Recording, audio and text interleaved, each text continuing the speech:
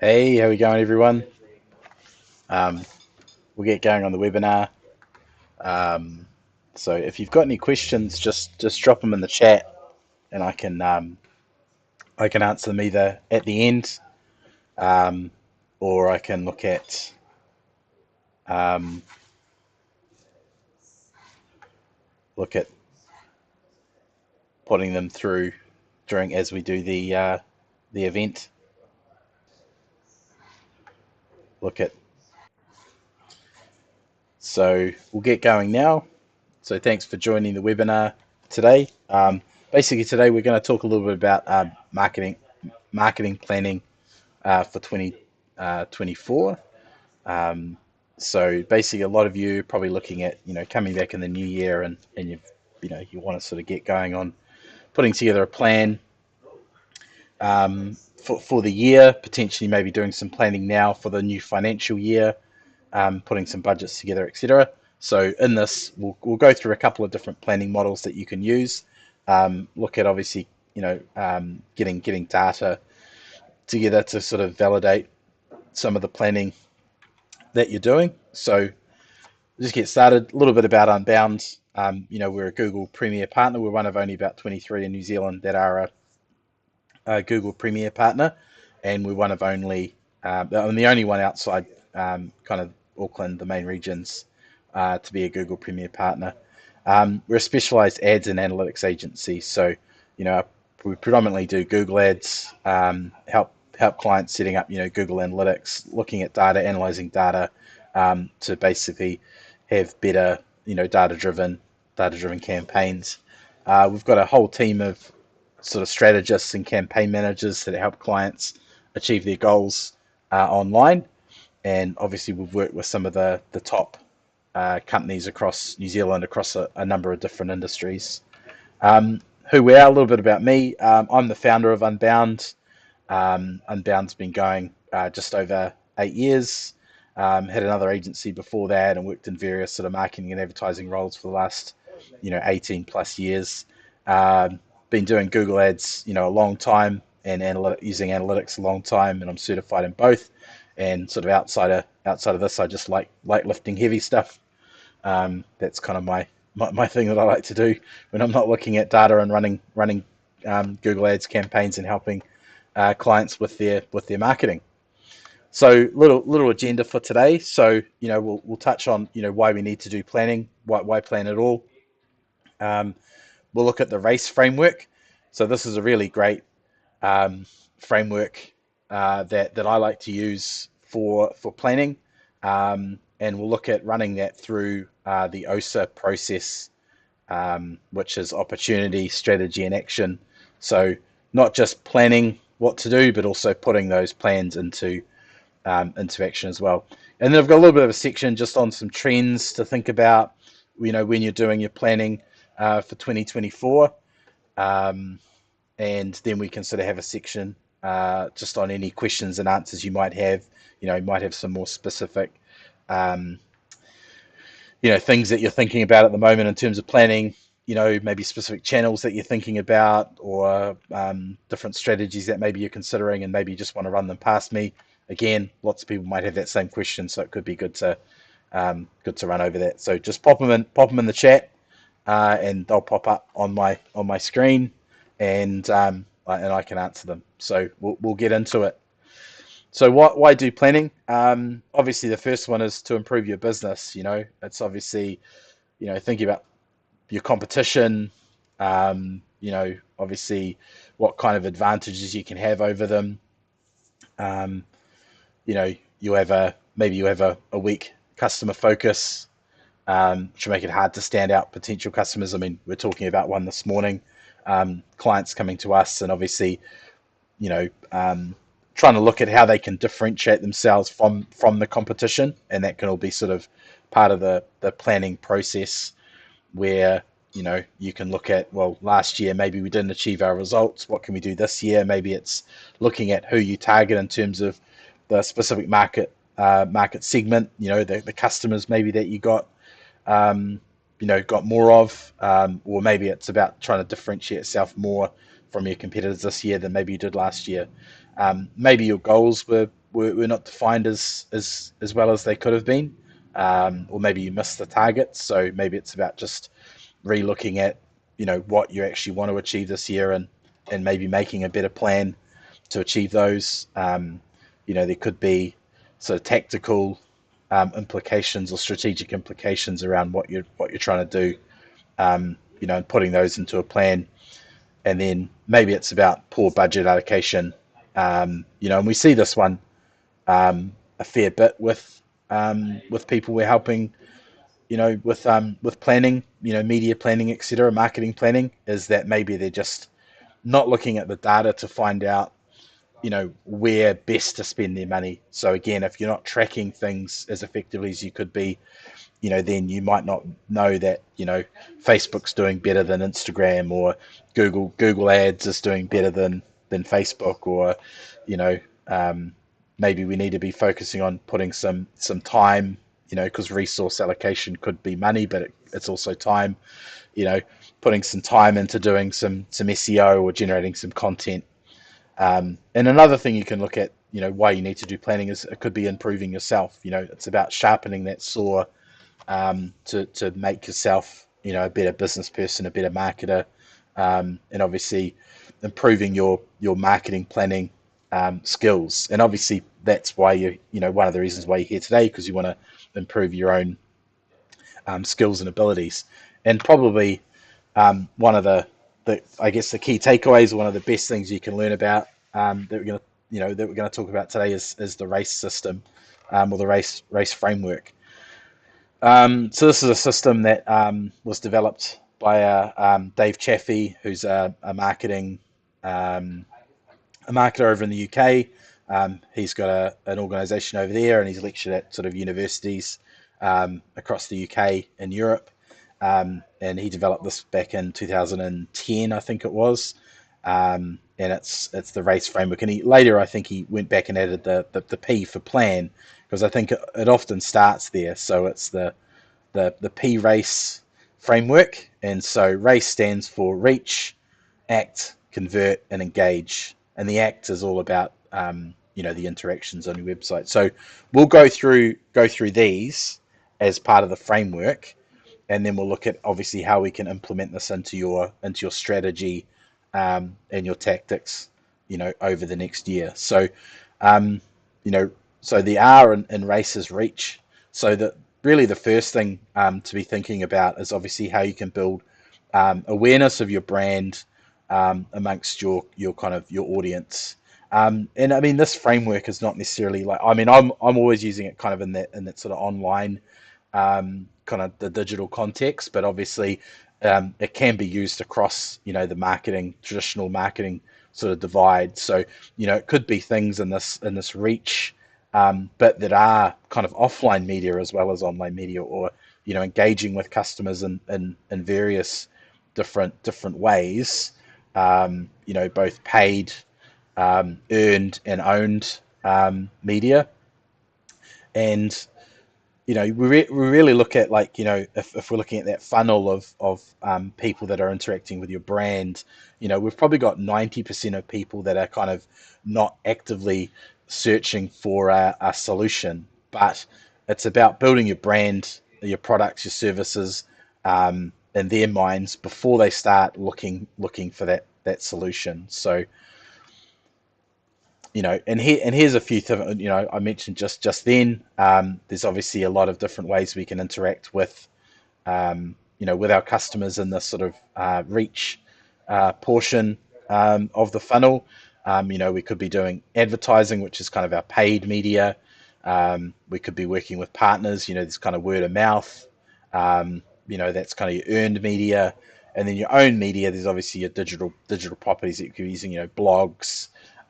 So if we're creating blogs or other content on a website, we own that. And obviously, you might be found by search engines from blog posts that we've kind of written, etc. So, and then it could be traditional media, having a digital sign out the front of our shop, or a van, sign riding on a van. That's again all part of the reach portion of the framework. Um, the next bit is act. This is kind of once people have kind of found us and know about us, they've come to our website, and it's really about trying to persuade those site visitors to take the next step, And so that's kind of where we want to have some sort of engagement on the website. Maybe that they are becoming a lead, so they are filling out a lead form, or maybe they're just engaging with things on the site, so blogs or other other content that we've got, potentially like calculators or downloading PDFs, whatever it might be. So the more engagement that we have with these customers, the greater affinity that they will have for our business. So we can sort of look at sort of some of the different KPIs, and we'll talk a little bit more about this a little bit further down the path when we start sort of doing some of that planning activities. What sort of KPIs could we look at different sections of that act? Once we've got them on the site, we could be looking at obviously the total number of visitors that we've got to our site, but then, a portion of those will go through to maybe browse our products or our services, and then a portion of those might, add those products to the cart, and so we can sort of have this, these KPIs or these metrics that we can say how engaged are our customers, once they get to the site, and then we can sort of start looking at that. Well, how is this section of the race framework contributing towards more people getting to the next stage, of the framework? And I'll talk about some of these sorts of things that we can be doing in this section a little bit down the road. And here's some of the things that you could be doing to increase engagement, on your site. There's obviously, interactive demos or checklists, or things like webinars or infographics, or maybe getting them to play a video, which they're going to learn more about your business and see your business in action. You could be doing sort of online quizzes or getting people to download guides. So all these sorts of things, you can sort of add into your website to help improve that longevity, that they kind of stay and interact on it and want to learn more about it, and potentially come through and convert as a leader of sale. So, and that's the next step is convert. So how can we get more people that are interacting with our website to be converting to customers? And then finally, you have a whole bunch of existing customers, and the final phase in the race framework is actually engage. How can we get repeat purchases? There might be things that we're doing in terms of like email marketing. Do we have a loyalty program? Is there any upsells or cross sells we can do to our existing customers? Is there kind of referral schemes that we've got running where we can sort of put something out to our existing customer that might refer us new business? So it's all about trying to get your existing customers to be advocates for your business, so they're going to try and either come back and repeat purchase, or pass your name, your details onto their friends and family. So as I said, there's a number of different sort of tactics we can sort of use in each of those different phases. So in terms of the reach, it really is all about how do we get your brand, get your business out to new customers that haven't that don't know about you yet. So that could be improving your search engine optimization, running ads, Facebook, Google, etc.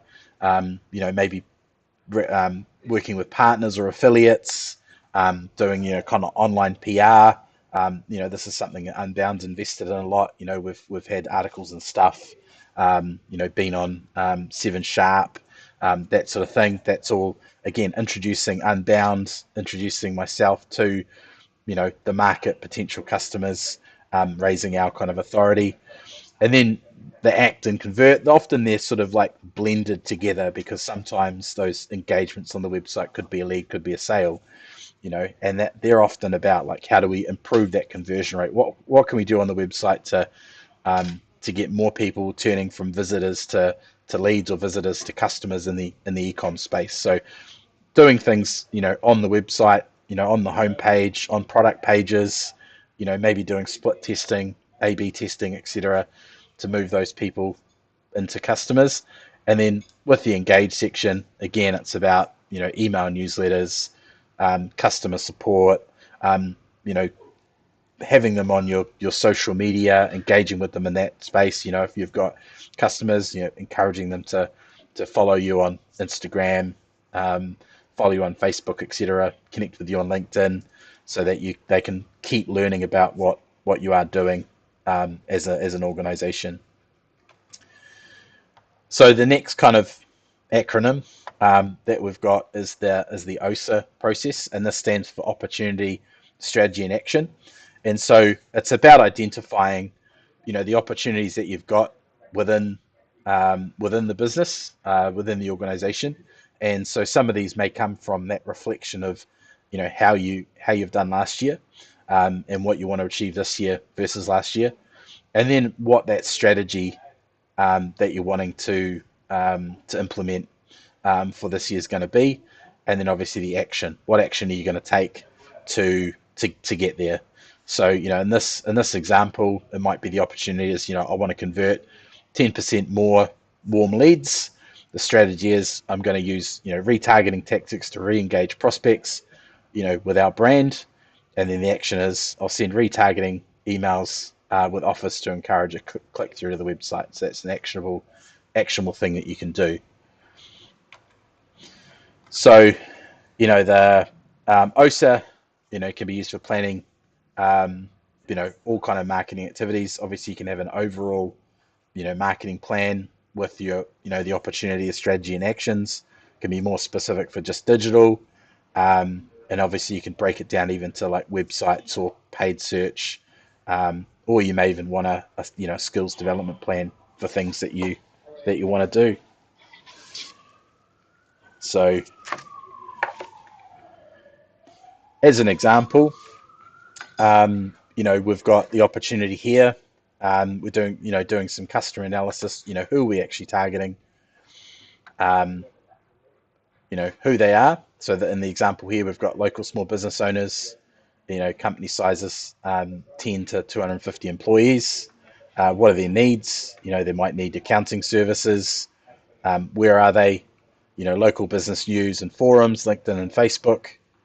How would you attract them? Blogs, reports, offers, assistance.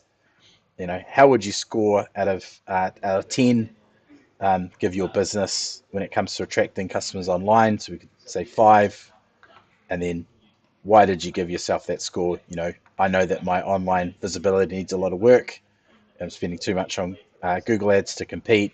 Our website content isn't effective. So you can sort of take this away and run through the same customer analysis for your own business to sort of figure out, like in terms of the opportunity with your current customer base, what some of the things that need to be worked on, how you're sort of scoring, or how you feel you'd score for reaching those customers. You may have a couple of different customer groups, so you may want to do this framework, you know, a couple of times or a few times, depending on your customers, to figure out where you're at. So some of you may actually be doing quite a good job of attracting, but some maybe not so much. Some may be, living in sort of different places, as in, some of your customers may be on LinkedIn, some of them may be on Facebook, or vice versa.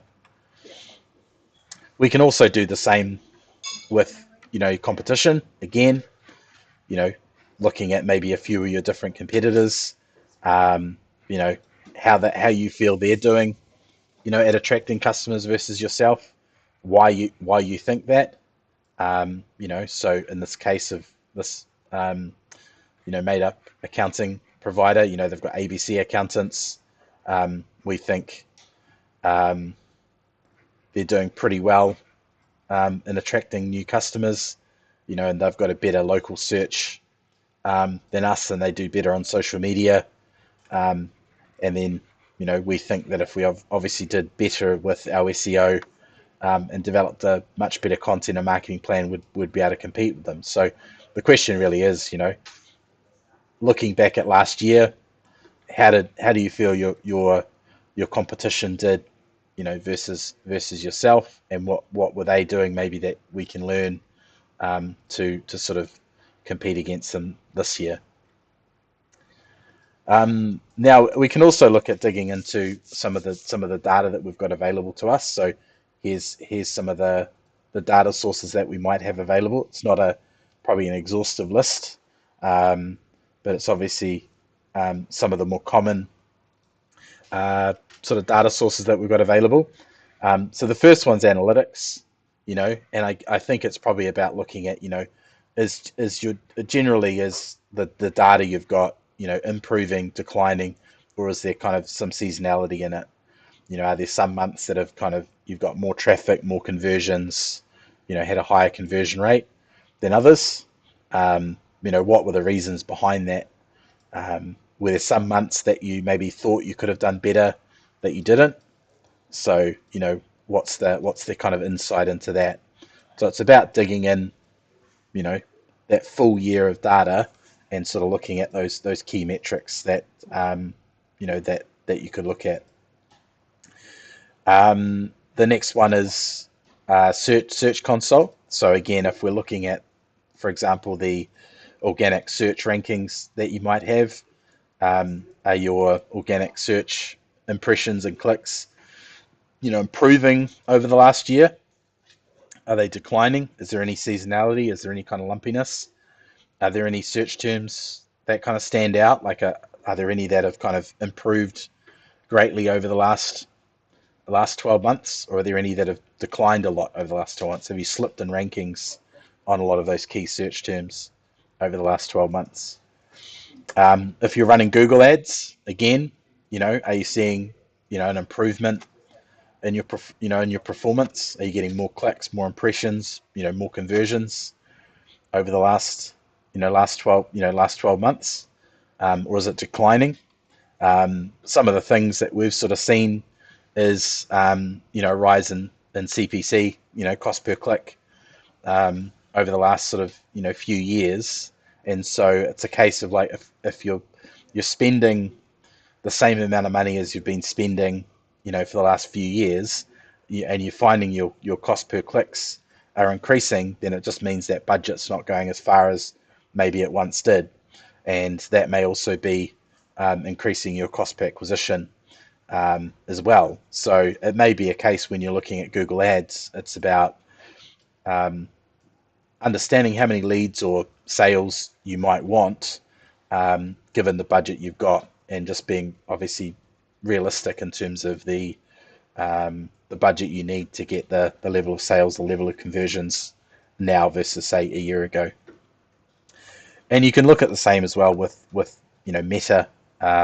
You can obviously go to your Meta ads or your Meta Pixel, and look to see, is that data showing an improvement, or is it declining, or is there any seasonality, and getting some insights from that data.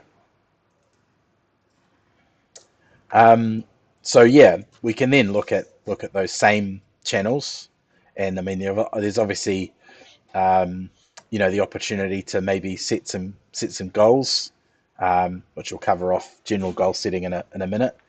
But you might want to say, well, in terms of analytics, what traffic, how many visitors do you want this year?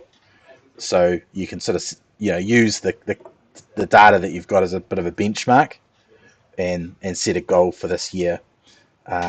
Search console, obviously, there might be some sort of like number of impressions, search impressions you want to get, or clicks through from organic search.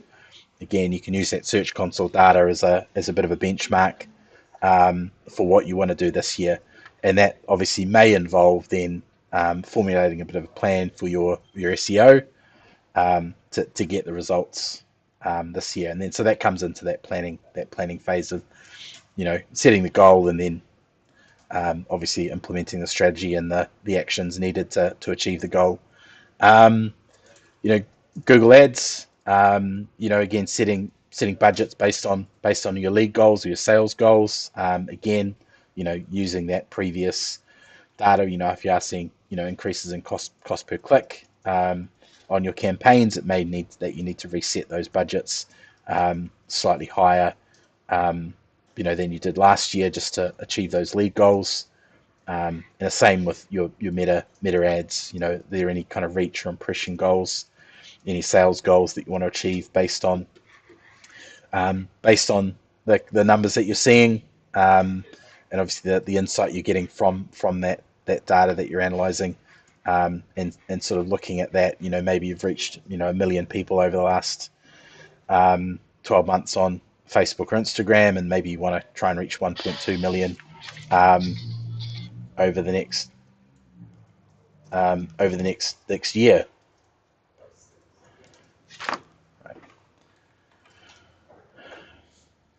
Right. So again, just looking at those opportunities available. We could sort of go across any of these different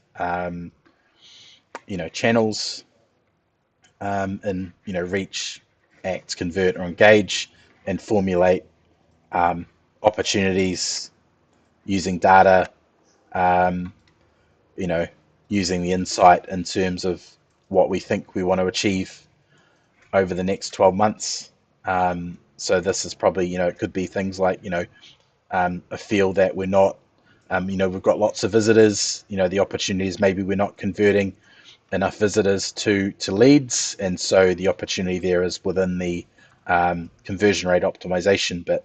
And so there may be some things that we can obviously set in this opportunity to do. It may be that we've got, we want to engage with customers more. There's an opportunity on, competitors might be using live chat, for example. And so we may want to look at having the opportunity there as setting up live chat on our site so we can better engage with our customers, and try and get them to convert to, to leads or sales. So again, we can go through our whole reach, our whole race framework from reach through to engage with the different tactics available to us, and come up with those opportunities that we can implement. So setting some of those targets, as an example, we might have, competitors are much better at local SEO. So we're over reliant on Google ads. Maybe that's an opportunity there. So the opportunity is we need to do better at local SEO. In terms of the interaction, we don't have any dedicated landing pages for our content, or a content offer to capture leads. So again, that's an opportunity in the act section. We should improve digital support of our sales process. Again, an opportunity in the convert section. And we don't do any form of email engagement with current customers. Again, upselling, cross-selling to those current customers. So there's 4 examples of opportunities at every stage of that race framework. So the next thing would then be to set up what those strategies are, and laying out that those opportunities as SMART goals. What are our objectives that we want to achieve for each of those different ones. So if we go through and look at those opportunities, so we had that one here where our competitors are much better at local SEO. It could be the SMART objective corresponding to that opportunity is to increase organic visitors by 25% in the next 6 months.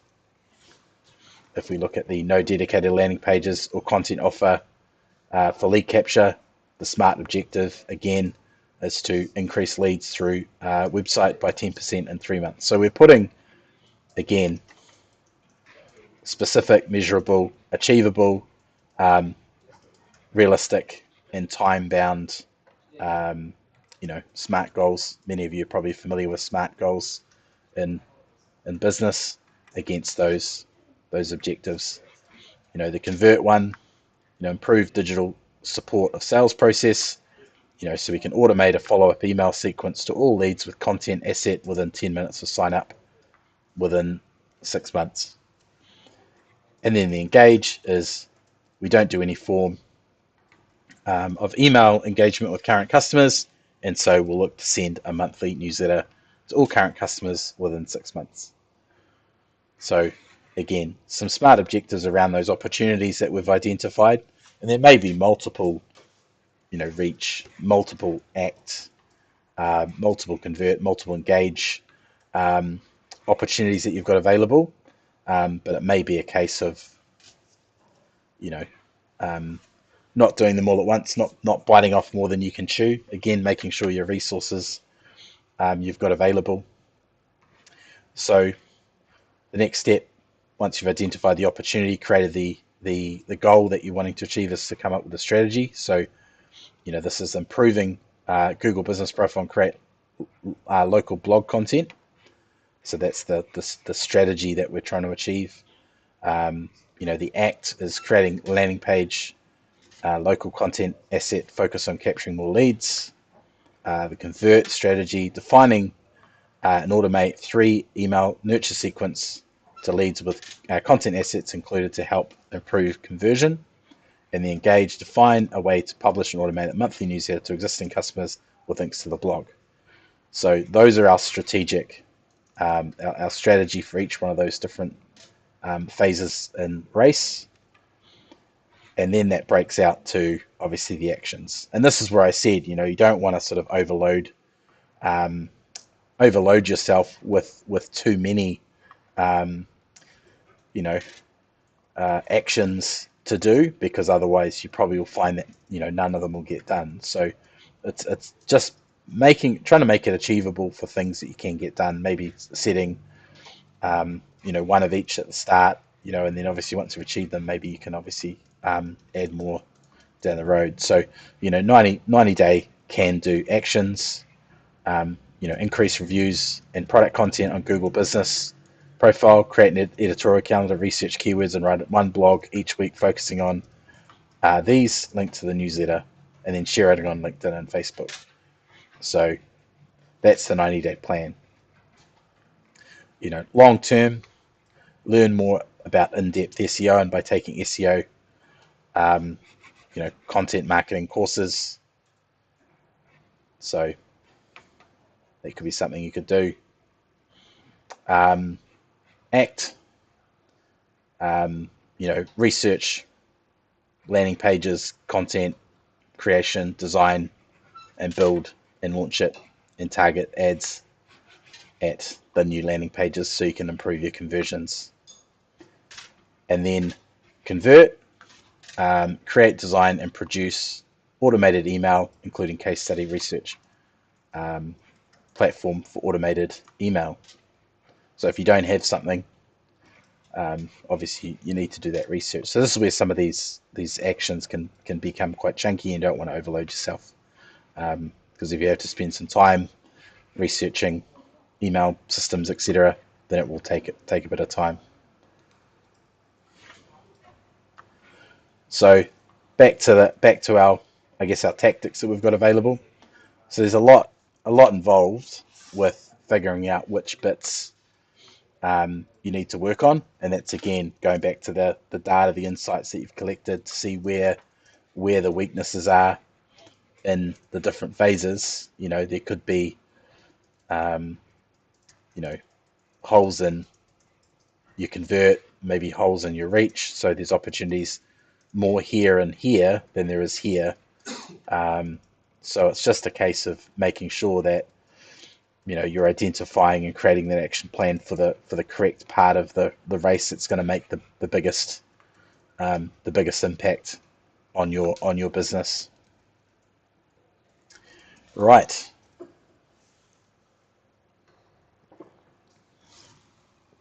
Let's look at some trends that are going to be going to come into play this year.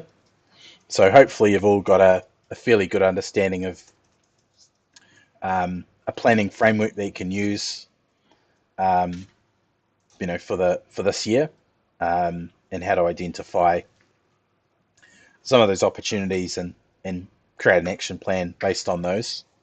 Again, happy to answer any questions if you need sort of clarification on any of those sections.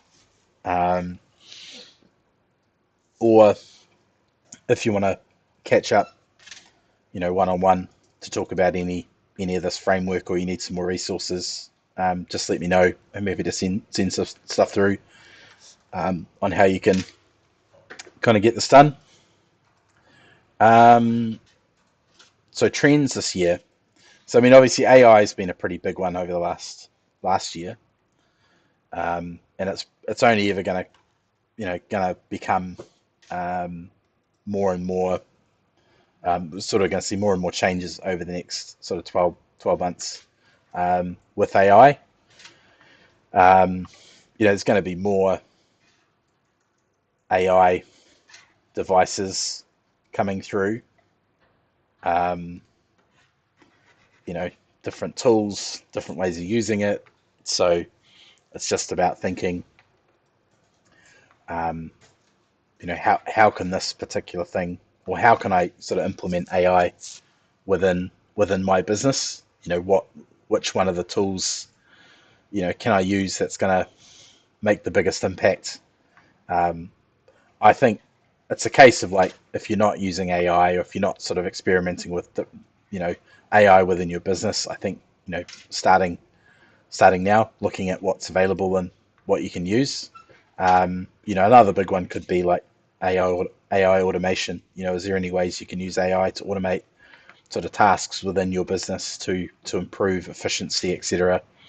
And even AI to do sort of data analysis. So, you could take some of the stuff we were just talking about earlier about getting sort of data from Google Analytics and putting it into an AI data analysis tool, and getting it to say, like, let me know some trends with this data. Let me know if there's anything you can see that I'm not seeing. Um, and that could be a way of cutting down. Um, Sarah, there's so many different AI tools available. It depends on what you want to do. Like, it's kind of such a how long's a piece of string type of question in terms of what AI tool is best. There's lots. I mean, ChatGPT is obviously kind of the one that kind of generalist AI tool, in terms of generative AI tool. Um, so starting out there and sort of seeing what you can do. I mean, Chat GPT's obviously now got custom GPTs, so you can sort of build your own tools using the Chat GPT base, which could be quite useful. It's got a lot of this kind of data analysis stuff baked into it. We can upload sort of information and get it to do data analysis. But there's a whole lot of other AI tools for images. There's even AI tools where you can put in you know information. If you're doing kind of like web design or landing pages, you can kind of it'll prompt you to give information about the business, and it'll generate kind of like site maps or landing page structures. So there's an AI kind of for everything in marketing these days. So I think it's just really a case of exploring what's available, and seeing kind of what you need, what sort of tools you need to improve that efficiency, and testing some of those things out. So yeah, and that's really the thing. What things can you be doing with AI this year?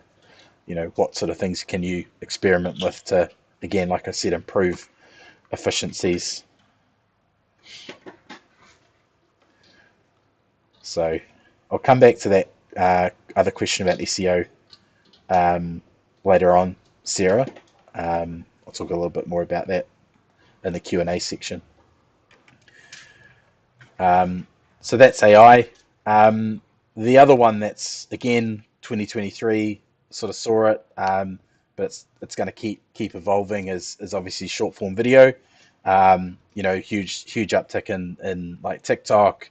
Obviously Instagram sort of jumping more on the TikTok bandwagon with the reels. YouTube jumping on that with shorts. So some data out of the US, 56% of US consumers said they bought something based on an ad they saw on TikTok, and 36% said they're willing to. So it's one of those things of, obviously, there's more and more people, on that channel. Um, there's obviously an opportunity there to be showcasing your product, your service, um, on TikTok, and then Reels, Shorts, etc. So, are you investing in short form video? Do you have someone in house? Is there an opportunity to contract someone in, to come, once a month to be, doing sort of behind the scenes, or, you know, um, showcasing products, of your business. So, that's something that, Unbound, is going to be doing a lot more of this year, where we're going to be looking at, obviously, what we can be doing on using short form video, within Unbound, to educate, our customers, showcase what we're doing here. But then it's also like, if you are looking at doing short form video, you've probably got, you might have Instagram set up, you might have a YouTube channel where you can sort of put the shorts. But if you haven't set up, TikTok for your business, I'd probably look at, um, investing some time into setting up a TikTok channel, TikTok profile, for your business, so that obviously when you do decide to um, start doing that, investing in short form video, you've got a channel to put that on. But again, I think there's an opportunity in long form video. Obviously, short form video is growing, but long form video is still useful and relevant for brands. And I mean, I still think there's an opportunity to use it for telling a story. Um, I was at the Google Premier Partner event last month, in Sydney, and they were talking to, the people from Henry, which is a kind of accounting, tax solution for small businesses, for independent, sole traders.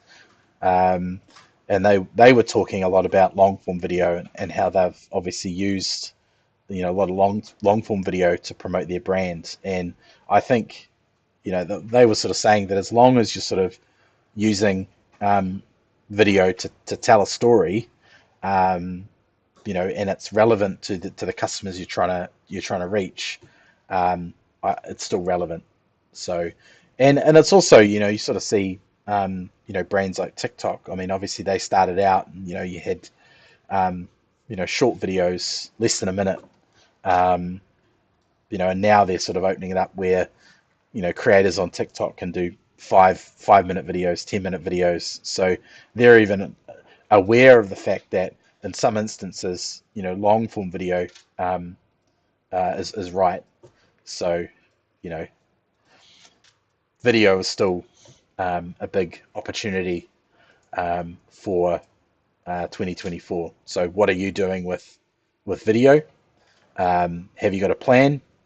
Do you need to talk to someone about what you're doing with video? Happy to jump on a call, come up with some ideas around what you can be doing in your business, with video, both short and long. So let me know. Um, the other one is just looking at, obviously, what brand content and personalization you're doing. Um, there's a growing trend to consumers, aligning, um, their values, with brands. And so it's really just a case of, like, showing your values, um, to your customers, um, and getting them to buy in. Like, I think it's a case of, you can't, um, you can't be everything to everyone. So if you're really sort of leaning into your values, um, then that's going to be a good thing for the customers that you do want. Um, and obviously that makes it a bit more personal for those customers that you want to connect with. You're not sort of trying to be, um, I guess, beige. You're adding a bit of color, to your brand. And kind of along with that sort of TikTok, Reels, Instagram sort of trend, I think again, like we've sort of seen over the last sort of couple of years, um, influencer marketing. I'm sort of, looking at probably influencer marketing continuing to grow. A lot of brands looking at, how they can use influencers to promote their products and services. And I think the biggest sort of sector of that will be those micro influencers. So those content creators that have kind of, 5, 10, 20,000, followers, that are kind of like highly, um, aligned to their brand, as a content creator. Um, there's a ton of research that's been done, that looks at kind of like micro influencers versus, celebrities or macro influencers, and typically, return on investment for businesses is much greater, um, with micro influencers than it is with getting a celebrity, um, kind of endorsement. So, if you are looking at that, influencer type market, probably looking at getting, half a dozen micro influencers that you kind of pay to promote your brand than, one sort of celebrity, influencer. You're going to get a lot better return on that investment. And TikTok are making it, very easy for brands to connect with, the content creators. They've got the content marketplace that, you can effectively, post post your brand, to the content marketplace, and, content creators that kind of are aligned to, um, you know, that the products or the brand that you're selling can obviously jump on board and, help you, promote your product. So that's something, again, you can, it's making it, TikTok, making it easier for brands to connect with, content creators and influencers. Another one is obviously data compliance and privacy, which just kind of leads into our next one, which is, cookie apocalypse. But obviously, customers online, obviously they're becoming more wary of, trusting businesses with, you know, um, data. So it's important to make sure that you're keeping up to date with, any potential changes in legislation around data collection. Um, so looking at the current New Zealand, if you're in New Zealand, data compliance legislation, um, and there's obviously going to be a big review of that this year. So making sure that, when that comes out, you are actually, you know complying with any new legislation. But obviously, that's something that we're kind of keeping an eye on for our customers, in terms of what's happening, in the market. And then probably the biggest one is the cookie apocalypse, which has already started. Obviously, the cookie apocalypse is all around. Most of the modern web browsers are starting to, block, third-party cookies. So for those of you that might not know, a cookie is a bit of code that gets stored in your browser, so that obviously if you've visited a site before, um, it can retain sort of that data of that site visit. But they obviously, things like, you know analytics and the likes of kind of Facebook and, um, other ad platforms use cookies to kind of store those site visits, so they can obviously, be used for the advertising. So if you visit Facebook, it can obviously know that you've been on, different, websites, and obviously it can then get a profile of what sort of, topics and things you're in market for, and then obviously they can then, have that for the advertisers to better target, consumers that are interested in those different, topics or products or services, etc. So, we've sort of seen, Apple Safari, and there's been a few others like Brave and, um, Firefox that have done it a little bit earlier, blocking third-party cookies. Obviously, Edge has done it. Um, going to do it in the next month or two, and then obviously Chrome said they're looking at mid this year. And so it's just around what you're sort of looking at doing with your marketing. So it's kind of we can't rely on third-party cookies, for our advertising and stuff. So we need to rely more on first-party data, and so that's your own data lists, and so that could be the way you're collecting data changes. So for example, if you're currently just doing um, uh, analytics tracking using JavaScript on the browser, you may want to look at obviously changing to server-side tracking. We did cover server-side tracking in our analytics webinar a few months back. So if you want to go back and look at server-side tracking versus browser-side tracking, you can do. But in short, because you own the analytics server, you can obviously collect data that's not available and stored in those cookies in the browser. So that will allow you to retain more information from those users that are visiting your website. And if you're getting them to log in, you can then stitch together sessions. So it'll kind of become also more important to, if you are have an online store, having people logging in to your online store to have a personalized experience. That will mean that you can have the data, the first party data from those users within your system, and collecting that and storing it on your own servers rather than through a third party cookie. Obviously, advertisers using a lot more contextual advertising. So obviously, Google, Facebook, etc.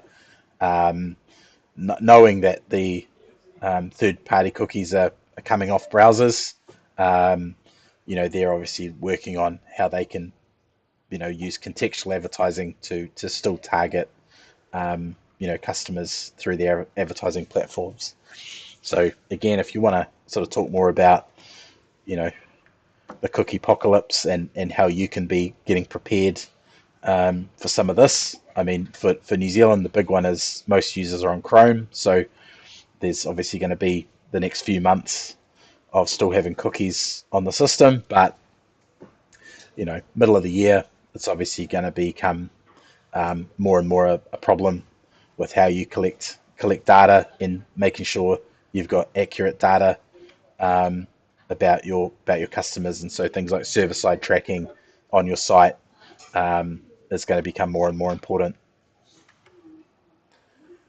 Right, questions and answers. So if you've got any questions, just chuck them in chat, or if you just want to say hi. Yes, Scott, that is a nice pic.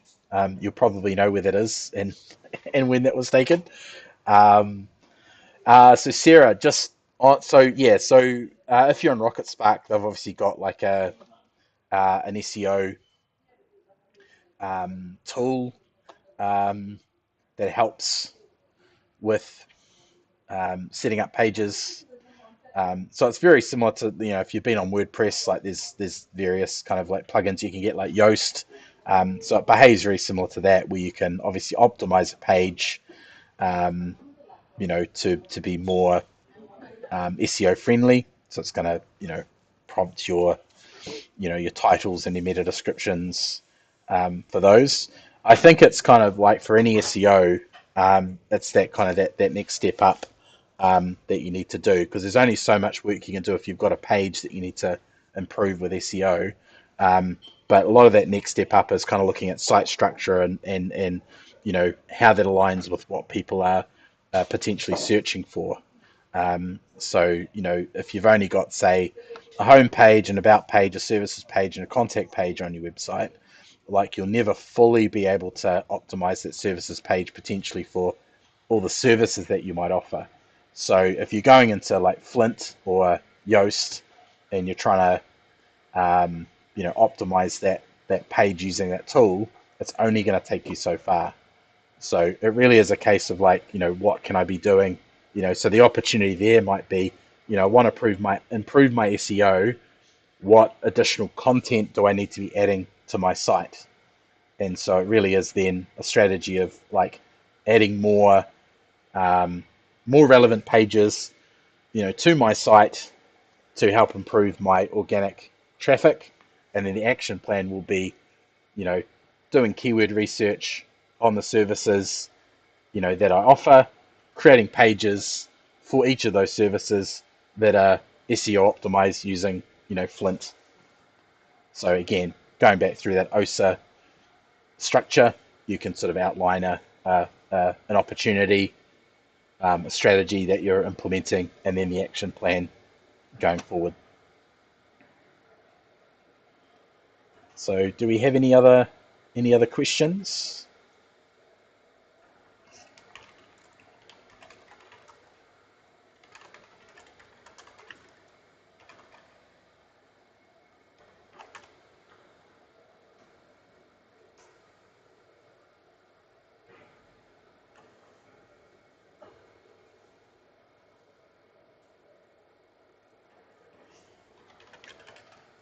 If you want any of the slides or you want any other resources, um, just let me know, and I can fire them through to your email.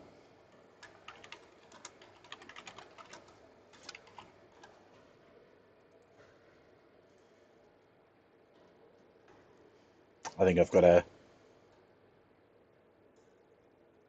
Oh, thanks, Sarah. How does? Yeah. So again, if you watch the analytics webinar, which is still up on YouTube, we talk about server-side tracking. So currently, when you visit a website, and analytics fires through the browser, that um, that data is sent through to um, analytics, and it's stored in that cookie.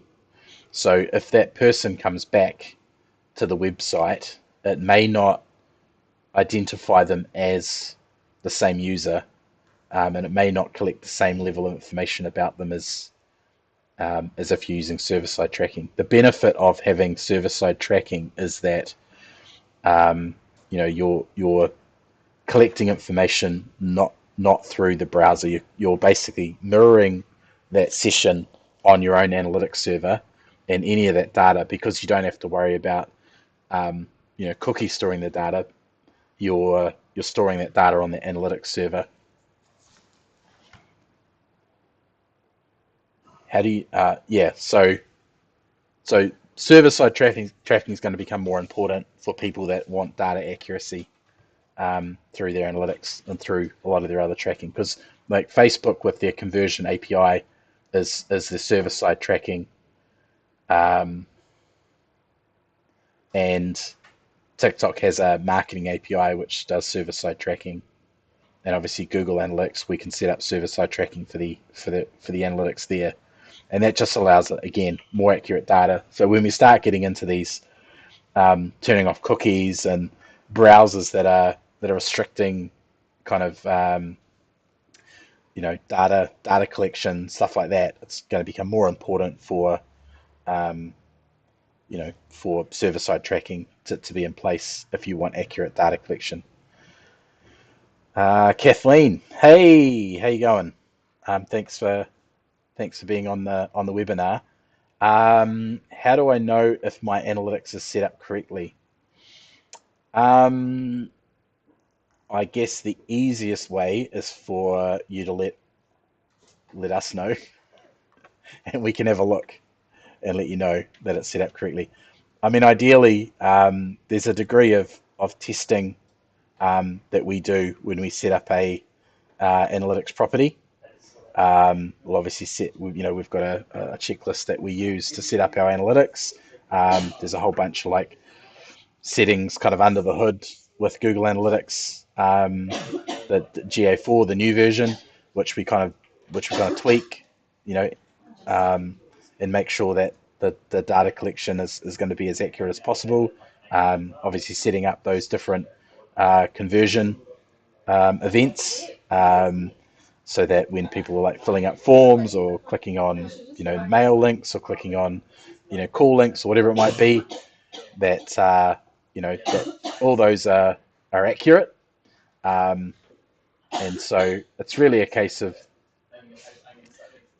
I guess knowing that that stuff's working and that testing, going through and testing those different events are actually triggering correctly on that. The thing is, we're seeing a lot of like Google Analytics data. It's still as much as they've kind of cancelled the old one and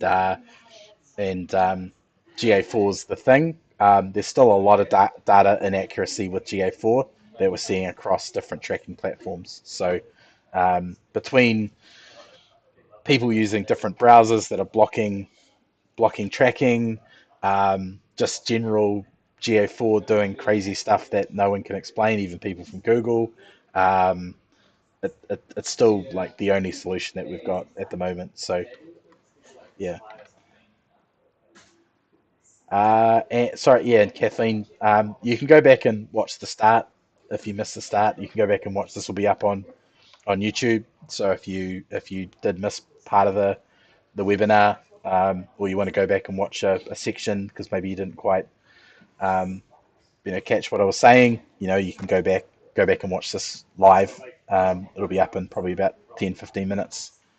Um, so yeah, any other final questions? Just flicking through. There's always a little bit of a delay, so I just gotta kind of wait for people to quickly type.